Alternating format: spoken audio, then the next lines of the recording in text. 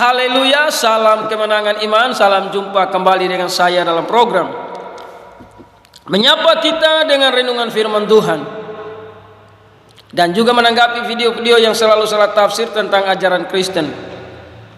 Sebelum saya melanjutkan, jangan lupa tekan tombol subscribe, memberikan komentar-komentar yang baik. Oke sobat-sobat, kita saksikan sebuah rekaman video Ustadz Donditan bersama grupnya. Tanpa ragu dan tegas Donditan menjawab pertanyaan jamaah tentang orang yang pertama kali mendustakan Injil dari Nabi Isa alaihissalam atau Yesus. Mungkin bisa Kodondi menyimpulkan siapa yang mendustakan Injil dari Nabi Isa ini? Paulus, Pak. Ya, orang pertama yang merubah ajaran daripada Isa Al-Masih di dalam kitab mereka ya Pak ya, itu Paulus. Apa yang saya maksud dengan merubah? Di dalam kitab mereka sendiri, itu Yesus tidak pernah diceritakan mengajarkan konsep dosa waris, Pak. Awalnya dia ngejar-ngejar pengikut Yesus untuk dipenjarakan, dibunuh, dan segala macam. Tetapi ketika Yesusnya sudah nggak ada, diceritakan Paulus sedang mengejar pengikut Yesus. Dia ke kota Damsyik, di tengah perjalanan dia mengaku melihat cahaya, mendengar suara. Baru setelah itu dia berbalik, malah dia memberitakan tentang Yesus. Tetapi yang dia beritakan itu berbeda Pak ajarannya, ya. Jadi kalau Yesus tidak pernah mengajarkan dosa waris, Paulus mengajarkan dosa waris. Demikianlah rekaman video yang sudah saya bagikan. Bagaimana diskusi Donditan bersama grupnya. Dalam diskusi tadi ada pertanyaan, siapa yang mendustai Injil? Maka Donditan dengan tegas menjawab, yang mendustai itu adalah Paulus. Inilah sebuah pemahaman yang bodoh, pemahaman yang tidak benar. Yang mendustai ini bukan Paulus, tapi yang mendustai ini adalah Pak Donditan sendiri. Yang berdusta itu Pak Donditan, bukan Paulus.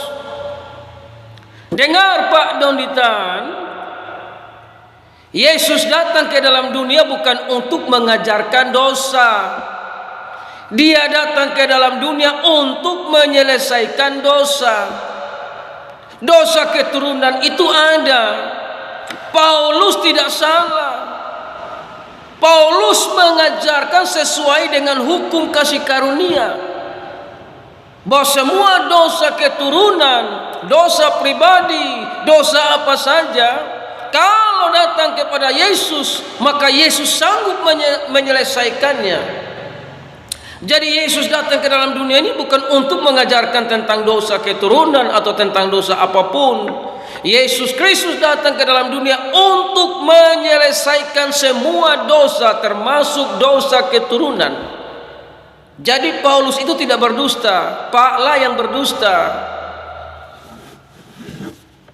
Ratapan 5 ayat 7. Bapak-bapak kami berbuat dosa, mereka tak ada lagi, dan kami yang menanggung kedurjanaan mereka. Ini berbicara tentang kutuk dosa atau dosa warisan.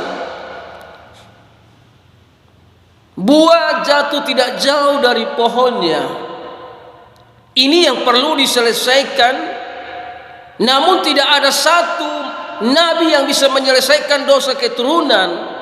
Makanya Allah mengutus Yesus ke dalam dunia untuk menyelesaikan semua dosa keturunan, kutuk dosa, kutuk maut, segala dosa apapun sudah diselesaikan oleh Yesus di atas kayu salib. Jadi yang berdusta ini bukan Paulus, tapi Pak Donditan yang berdusta. Karena apa yang diajarkan Paulus itu tidak berdusta. Dia menyampaikan tentang kabar kasih karunia, bahwa semua dosa diselesaikan oleh Yesus. Tanpa Yesus tidak ada satu dosa pun yang bisa diselesaikan, apalagi dosa keturunan yang sudah berabad-abad, sudah mendarah daging. Ya, contoh ada orang tua yang bunuh orang. Kalau mereka tidak terima Yesus, maka kutuk pembunuhan itu turun sampai ke anak-anak cucunya. Kalau orang tuanya tukang santet atau tukang suanggi, Kalau anak-anaknya itu tidak menerima Yesus sebagai Tuhan dan Juru Selamat, maka kutuk itu akan ikut sampai ke anak cucu. Kalau ada orang tua yang suka menyusahkan orang, membuat orang lain susah dan sebagainya dalam kejahatan, dia sudah meninggal tapi anak cucu akan menanggung itu. Makanya perlu terima Yesus, supaya Yesus menyelesaikan semua dosa itu, sehingga kita hidup sebagai anak-anak Allah di dalam Yesus Kristus Tuhan. Jadi sekali lagi, yang berdusta bukan Paulus, Pak, tapi Bapaklah yang berdusta. Sebab itu bertobatlah sebelum Bapak punya napas dipanggil, diambil oleh Tuhan. Selagi masih pintu anugerah terbuka, hanya Yesus yang sanggup menyelesaikan dosa.